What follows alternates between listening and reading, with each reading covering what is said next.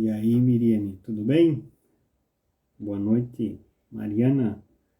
Boa noite, Mariana. Tudo bem? Como é que vocês estão? Cristiane, o Kevin, boa noite. Tudo bom, meu caro? Vocês estão me ouvindo bem? Mande um sinalzinho aí para eu saber se estão me ouvindo aí com clareza.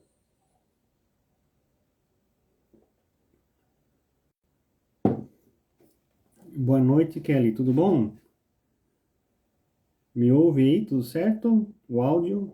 Ouvindo bem aqui? Ótimo. Obrigado, Kevin. Vamos esperar aí o pessoal entrar. Mais uns minutinhos, né? E a gente começa a nossa live sobre o tema do Mercúrio retrógrado, né? Não sei se vocês acompanham aí o horóscopo. Eu não acompanho, mas de repente começou a aparecer para mim no Instagram e tal, esse tal do Mercúrio retrógrado, eu nem sabia, né? E está relacionado isso com esse pessoal que segue o horóscopo, né? De fato apareceu um Reels para mim, de uma menininha, né? Então ela foi fazer uma prova e se deu mal, Mercúrio retrógrado. Depois ela foi, sei lá, atravessar a rua e o carro passou numa poça e molhou, Mercúrio retrógrado, né? E aí depois que eu me toquei realmente, né, que fui me dar conta que esse fenômeno astronômico está ocorrendo, se não me engano, até dia 25 ou dia 26, né? Então, aí eu liguei os pontos para falar para vocês sobre este tema que tem relação com a filosofia, né? Tem uma relação direta com o surgimento da filosofia e, inclusive, com o surgimento da ciência, tanto da filosofia como ciência na antiguidade, como no surgimento da ciência moderna. É um tema que perpassa toda a história do pensamento, né? Então a gente vai comentar um pouquinho aí alguns pontos, alguns aspectos deste problema, né? Pois muito bem. Então, enquanto o pessoal vai entrando, acho que a gente já pode começar, né? Eu já fiz essa pequena introdução. O que é Mercúrio retrógrado? Mercúrio retrógrado é um fenômeno astronômico, na verdade é uma ilusão de óptica, em que os planetas, quem observa os planetas, eu gosto muito de observar os planetas, aqui na minha cidade infelizmente tem muita poluição visual, né? Então a gente não consegue ver muito bem os planetas. As estrelas, os planetas maiores até a gente consegue ver, né? Júpiter, Saturno, dá para ver aqui de Joinville, Marte, né? Agora os outros, Mercúrio e Vênus é bem visível, né? Agora Mercúrio é muito difícil você ver daqui de Joinville. Primeiro que você precisa estar bem na linha do horizonte, então num lugar que tem mar, que tem litoral é mais fácil, né? Porque ele está muito próximo do Sol, então ele normalmente aparece logo em seguida depois que o Sol se põe. Mas enfim, esse fenômeno do movimento retrógrado, que não acontece somente com o planeta Mercúrio, ele acontece na verdade com todos os planetas, né? Só que Mercúrio ele é bastante acentuado e Marte, o planeta Marte também é bastante acentuado esse fenômeno. E em que consiste o fenômeno do movimento retrógrado dos planetas?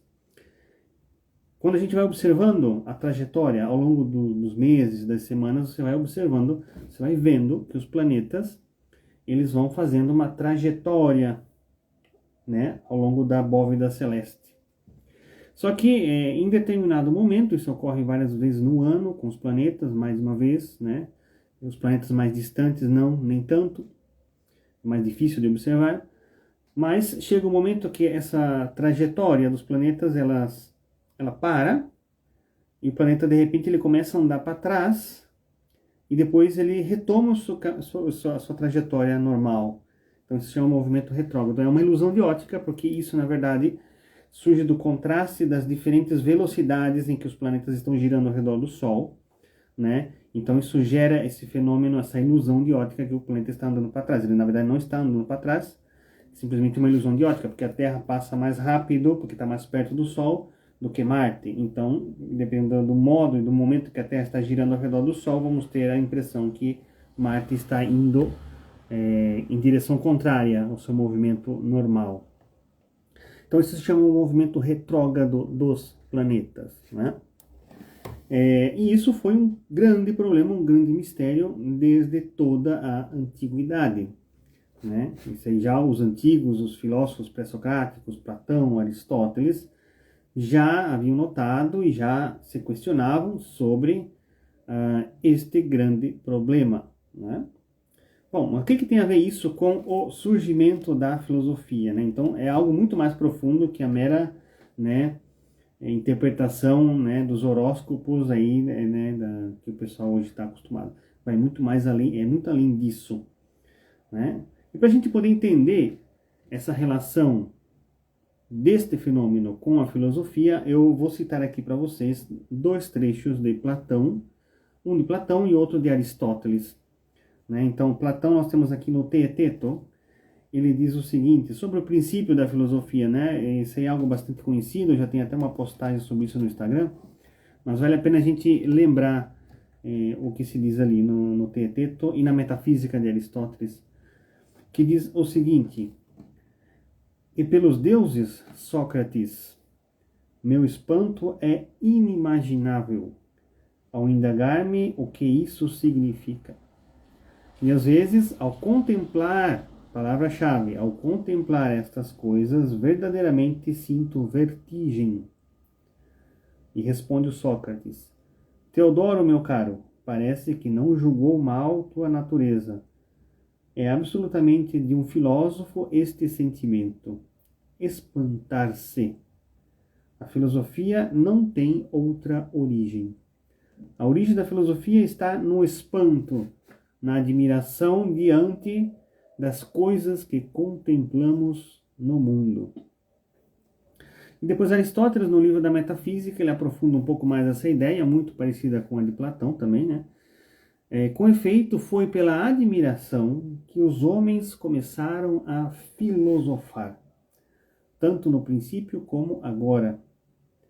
Perplexos de início ante as dificuldades mais óbvias, avançaram pouco a pouco e anunciaram problemas a respeito das maiores, como os fenômenos da lua, do sol e das estrelas, assim como o problema da gênese do universo. Lembrando que estrelas, para os antigos gregos, tanto os planetas como as estrelas, que nós hoje chamamos de estrelas, para eles era a mesma realidade, tá? Os planetas eram chamados de planetas porque em grego planao significa andar errante. O que fazem os planetas? Eles fazem esse movimento errático, esse movimento retrógrado. Então, diante da bóveda celeste, que tem aquele conjunto de estrelas, constelações, que são como que fixas, elas vão girando como que grudadas na bóveda celeste. Os planetas andam errantes, mas para eles eram corpos celestes, né? E o homem que é tomado de perplexidade e admiração julga-se ignorante. Portanto, como filosofavam para fugir da ignorância, é evidente que buscam a ciência a fim de saber, e não com uma finalidade utilitária, né? Então, eu ia dizer Santo Tomás, né? Aristóteles, ele relaciona essa ideia do saber filosófico com um conhecimento que tem um fim em si mesmo, né? É uma propriedade da filosofia e da ciência. Então vejam, a filosofia ela surge diante de uma admiração, uma contemplação da natureza e diante da necessidade de entender aquilo que se apresenta diante de nós como algo difícil, perplexo, um problema, necessidade de dar resposta a um problema. Essa é a origem da filosofia segundo Platão e Aristóteles. Eu gostaria de comentar com vocês uma passagem para relacionar essa ideia, para confirmar essa ideia, da Metamorfose de Ovídio. Né? A Metamorfose é uma obra clássica do período grego, que fala da origem dos deuses, dos mitos, né? Dos deuses mitológicos. Então, bem no início da Metamorfose, eu não vou ler aqui, eu vou só mencionar de cabeça aqui o início dessa obra, em que o autor nos relata como surgem os deuses da mitologia grega. Então, Ovídio nos diz que, no princípio, havia o caos, né, o caos escrito com letra maiúscula, né, o caos como uma divindade, e depois do caos surge a terra, e da união do caos e a terra começam a surgir os deuses, né, E depois da Terra também surge o céu, e da união de céu e terra surgem também outras gerações de deuses, né? Então vejam que interessante, é óbvio que aqui ninguém vai discutir, né, a existência ou não dos deuses, não se trata disso, mas no fundo dessas explicações mitológicas, nós temos ali um simbolismo que remete a coisas verdadeiras, né? Então, qual que é o simbolismo que está por detrás desta narrativa mitológica do princípio da origem dos deuses na visão pagã grega? O fundo simbólico é que, diante do caos, diante das coisas incompreensíveis, das coisas que não conseguimos entender, porque o caos é isso, é uma desordem, algo que não compreendemos, que não captamos. Diante do caos surge a Terra. E o que simboliza a Terra? A Terra é uma base sólida. Vejam, inclusive na cultura judaica, quando ao princípio do livro do Gênesis, né, fala que no princípio o Espírito de Deus pairava sobre as águas.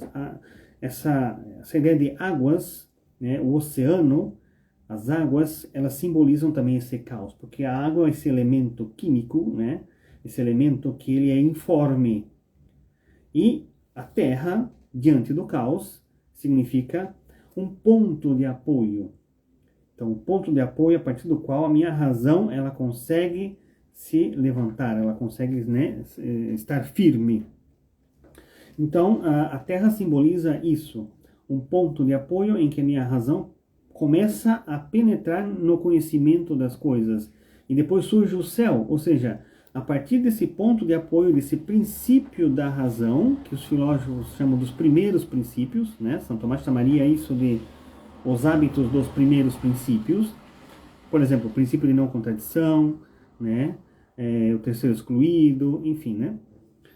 A partir desses primeiríssimos princípios, que são a base sólida do raciocínio, do filosofar, vamos nos elevar à contemplação das coisas mais elevadas. Vamos olhar para o céu. E é muito interessante, pessoal, porque Platão constantemente em suas obras, ele relaciona o filósofo com aquele que contempla as estrelas. É um negócio bem interessante, né? No livro da República, no sexto livro da República, ele fala exatamente isso. Ele fala do filósofo como aquele que olha para as estrelas. Ele compara o filósofo como capitão de um navio, ou seja, alguém que está guiando outras pessoas, e essa pessoa ela está olhando para as estrelas. O capitão do navio, ele olha para as estrelas. O que isso quer dizer? Que você, olhando para as realidades fixas, as realidades últimas, as coisas mais elevadas, as coisas incorruptíveis, porque essa era a visão dos filósofos gregos na antiguidade, né? O mundo dos astros fazia parte de um mundo incorruptível, imortal, eterno. Então você, olhando para as coisas eternas, é capaz de instruir e guiar os seus semelhantes aqui embaixo, né? Em meio ao caos do oceano. Veja só que legal, né? Essa analogia. Então vejam, interessante isso, né? Ou seja, a filosofia ela é um intento de desvendar a ordem das coisas no meio do caos. Então existem coisas que não conhecemos. É a teogonia, sim, desculpa, Daniel, a teogonia, né? Teogonia, exatamente. Diante das coisas que não compreendemos, certo?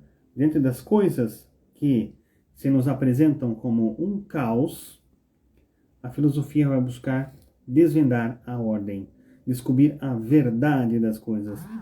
E vejam que interessante. Como se diz verdade em grego? Verdade em grego é aletheia. Aletheia é uma palavra composta de duas, né? Uma alfa privativa que indica negação e letos, a raiz let, significa véu, velar. Então, verdade é desvelar aquilo que está oculto, aquilo que está, né, ofuscado, aquilo que eu não consigo desvendar os contornos. A verdade vai desvelar, vai mostrar a verdadeira ordem por detrás, né, daquilo que está oculto. Vejam que interessante, né? Então, a filosofia, ela é um processo de busca pela ordem objetiva e verdadeira da realidade. Ou seja, a filosofia é uma busca pela inteligibilidade das coisas. E o que nós temos de pressuposto nisso? O pressuposto, qual que é a nossa atitude diante da realidade? A primeira coisa que a gente faz quando nos deparamos com o mundo real é assumir que as coisas são inteligíveis. Ou seja, eu assumo que as coisas têm uma explicação, que as coisas têm sentido. Veja, a gente nunca se moveria a fazer ciência se a gente assumisse que as coisas são um caos. E pronto, está acabado. O final das coisas, o final de tudo é o caos. Não tem explicação para além do caos. Mas a nossa postura diante do mundo não é essa. Um cientista, de repente, quando está ali fazendo uma escavação num extrato geológico e tal, ele, de repente, vamos supor, encontra ali um fóssil, né, que deveria ser da era do pré-cambriano, 500 milhões de anos atrás, de repente ele encontra um fóssil de um hipopótamo, né? Ele não vai dizer, pois agora, as coisas acontecem caoticamente, né? As coisas aparecem sem explicação e, portanto, né, não tem o que fazer. Não, o cara vai se preocupar e tentar explicar. Mas, meu Deus do céu, o que está acontecendo aqui? Eu estou trabalhando num extrato geológico de 500 milhões de anos atrás e, de repente, eu me deparo com um fóssil de, né, de um animal de 100 mil anos atrás. Sei lá quanto tempo tem o hipopótamo, né? Mas, enfim. Então, vejam, a nossa postura diante da realidade é assumir que as coisas são inteligíveis e que, portanto, diante do desconhecido, nós partimos para a busca da ordem, da explicação das coisas, né? Então, essa ideia, tudo isso que eu expliquei para vocês, se resume numa frase que é tomada depois por Santo Tomás várias vezes no comentário à Metafísica, no comentário à Ética de Aristóteles, que diz o seguinte: é próprio do sábio ordenar. É próprio do sábio ordenar. E é um negócio incrível. Essa frase, essa palavra, essa afirmação de Aristóteles, Santo Tomás desenvolve ela, e a partir desta ideia, que seria um tema já de uma outra live, né, mas eu somente comento para vocês, a partir dessa ideia, Santo Tomás mostra de modo brilhante como brotam dela todos os campos da filosofia. Todos os campos da filosofia, a metafísica, a cosmologia, a ética, a antropologia, a política, todos os campos da filosofia brotam dessa concepção. O sábio é aquele que busca a ordem das coisas, né? Então, percebam que essa ideia de buscar a ordem está relacionada com esse problema do movimento retrógrado dos planetas. Tanto é assim que é muito famoso o desafio que lançou Platão na sua academia, onde estava ali Aristóteles e demais estudantes, em que Platão disse o seguinte: eu desafio vocês a que me demonstrem, me provem como este movimento aleatório, errático dos planetas, em última instância, se resolve, né? Essa aparência de movimento caótico se resolve em movimentos circulares perfeitos. Esse é o desafio de Platão, né? Ou seja, o movimento circular era visto como um movimento mais perfeito, né? Sem começo e sem fim, né? Era um movimento considerado perfeito. O círculo era considerado uma das figuras geométricas perfeitas, né? Junto com os polígonos regulares, como Platão fala depois também em suas obras, lá no Timeu. Então Platão lança esse desafio: olha, as coisas são inteligíveis. O que eu estou vendo é esse movimento errático dos planetas. Agora, vocês se virem para me mostrar como esse movimento errático dos planetas nada mais é que uma aparência para mostrar um movimento circular perfeito, né? Então, o companheiro de Aristóteles, Eudoxo de Nidos, ele vai sair com a solução, em que ele vai dizer que esse movimento retrógrado dos planetas, no fundo, é uma combinação de movimentos circulares. Ou seja, o planeta ele estaria agarrado às esferas celestes, como pensavam-se na antiguidade, né?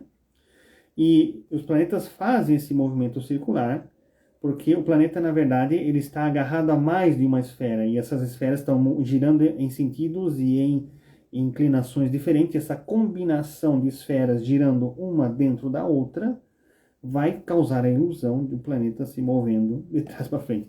E os caras conseguiram bolar mecanismos físicos para demonstrar isso. Vocês podem pesquisar depois no YouTube, tá? Tente pesquisar em inglês que vai sair mais fácil. Eles conseguiram, inclusive, demonstrar com experimentos físicos que esse negócio funcionava. Ou seja, eles conseguiram botar, né, uma bolinha, uma dentro de esferas dentro de esferas, e mostrar como uma bolinha conjugando vários movimentos circulares, faz de fato esse movimento dos planetas. E por isso que às vezes o pessoal meio que ridiculariza, né, a ciência dos antigos,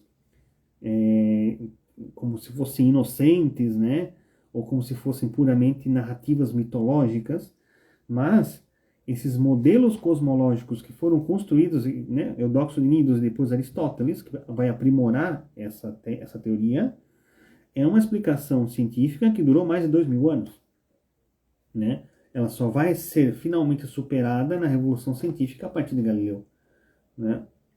Então não era uma explicação ingênua, embora sim esteja equivocada, mas o problema é que os caras eles conseguiam fazer previsões astronômicas, conseguiam prever eclipses solares com esse modelo, certo? Então não era algo simplesmente ingênuo, né? Então veja, o desafio de Platão na sua escola, o principal desafio de Platão, né, que depois vai motivar Aristóteles a construir um sistema filosófico, um sistema, uma filosofia do mundo físico, uma física, e depois dessa física surge a metafísica, que é a base de toda a filosofia de Aristóteles e, enfim, de São Tomás também, nasce desse problema.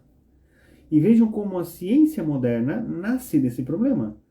Ou seja, Galileu contestando e propondo uma explicação alternativa, no fundo está tentando dar uma resposta a esse problema. O movimento retrógrado dos planetas, né? Então, é uma questão importantíssima para o surgimento da filosofia, porque ela mostra na prática como é o atuar do filósofo. O filósofo é aquele que está buscando, né, é aquele que está buscando a ordem verdadeira das coisas.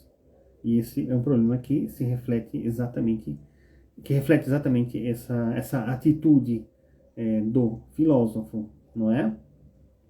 Então é próprio do sábio ordenar.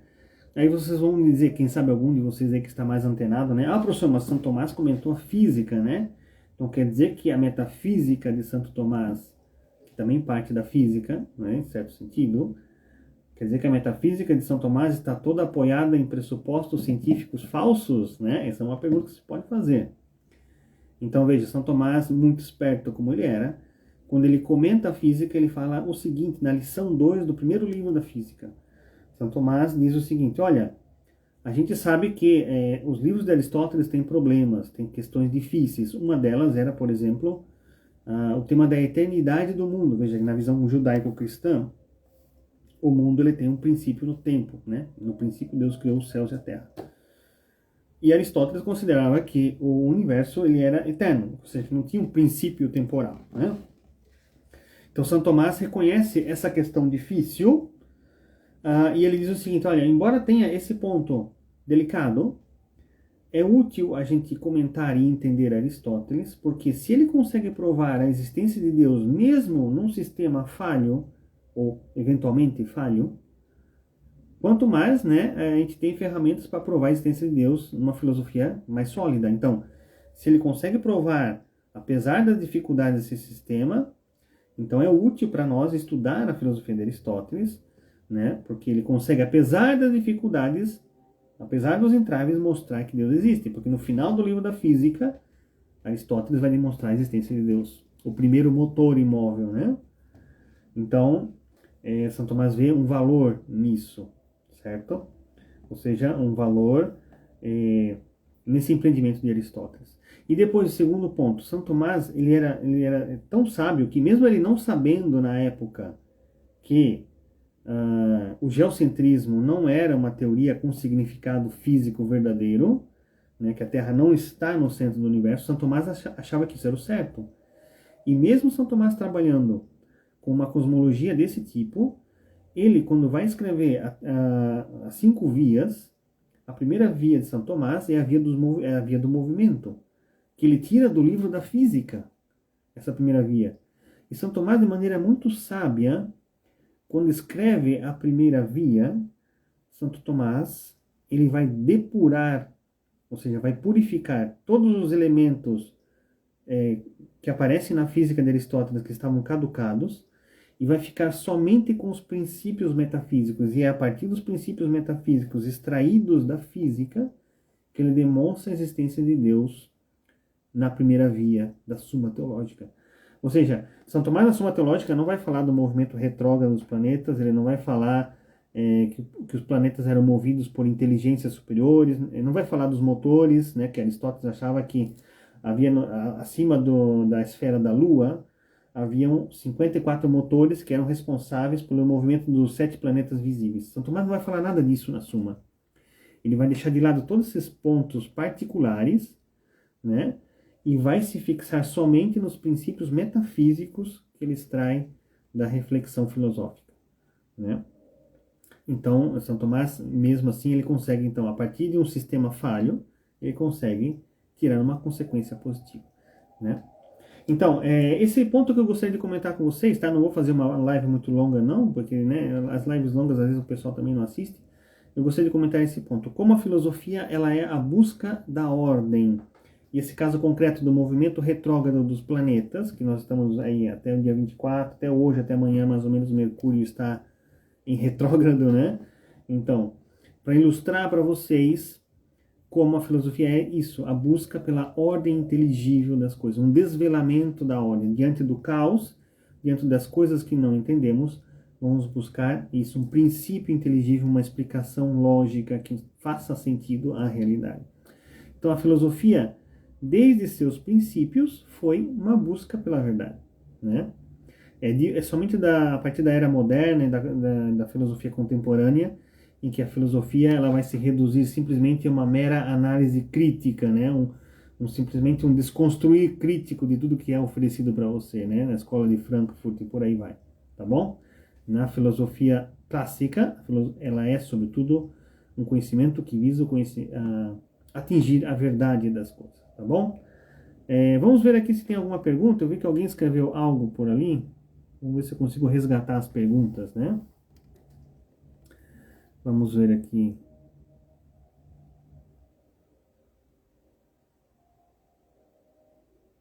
Aqui alguém me perguntou o que é um intelecto agente. Isso aí eu vou responder num stories, tá bom? Não está muito relacionado com o termo intelecto agente. Alguns dizem que é tipo uma função, né, do intelecto, mas não é. Ou seja, os filósofos árabes, eu acho que é isso que está relacionado à tua pergunta.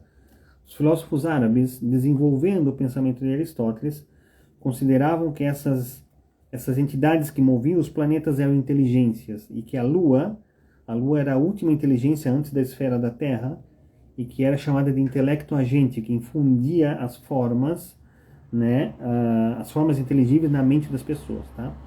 Mas isso aí é um tema à parte da questão, né?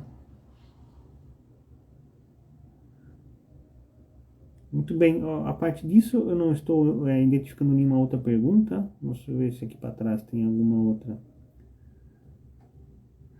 Sim, vai ficar gravada, né? Eu vou tentar pelo menos. Vamos ver se a gente consegue, mas em princípio ficam gravadas.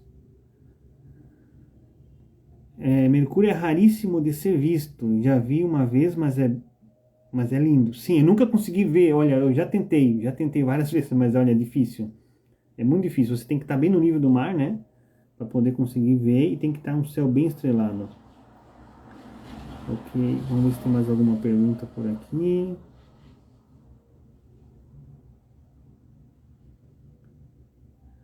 Isso, é a teogonia, né? Não é a metamorfose, eu me confundi ali, a obra que eu mencionei. A corrupção era própria do mundo sublunar, muitíssimo simbólico. Sim, né? Exatamente. Vejam que a visão do mundo antigo dividia a realidade literalmente em dois mundos. Você tinha o mundo sublunar, que é o mundo das realidades corruptíveis, e o mundo supralunar, que era o mundo das esferas celestes. E vejam só, Aristóteles concorda com isso, e veja a relação que tem disso com a teoria de Platão do mundo das ideias. Bate perfeitamente. Para Platão, você sabe, né? Platão dividia o mundo em mundo das ideias, mundo inteligível e mundo sensível. Então, vocês pegam o livro sexto da República, você tem ali a alegoria do Sol. Então, você tem mundo sensível e mundo inteligível, né? Depois a alegoria da linha, a mesma coisa, só que ele divide em 4, né? Então você tem ali o mundo sensível e o mundo inteligível. E depois você chega na alegoria da caverna, e a alegoria da caverna termina onde? No Sol. O Sol é o símbolo do bem, né? Veja, Aristóteles também divide o mundo, a realidade, em duas esferas, corruptível, sensível e incorruptível, o mundo das esferas celestes. Qual que é o primeiro motor imóvel? É Deus. Como Aristóteles chama Deus na metafísica? Ou melhor, como Aristóteles descreve o modo como Deus move os planetas? E Aristóteles diz que Deus move como objeto de amor, ou seja, como bem. Veja a semelhança que há entre Aristóteles e Platão. Ninguém fala disso, né? Mas às vezes fala, Aristóteles é diferente de Platão, né? Ele foi o contrário de Platão. No fundo são muito parecidos, tá? São muito parecidos. Ok.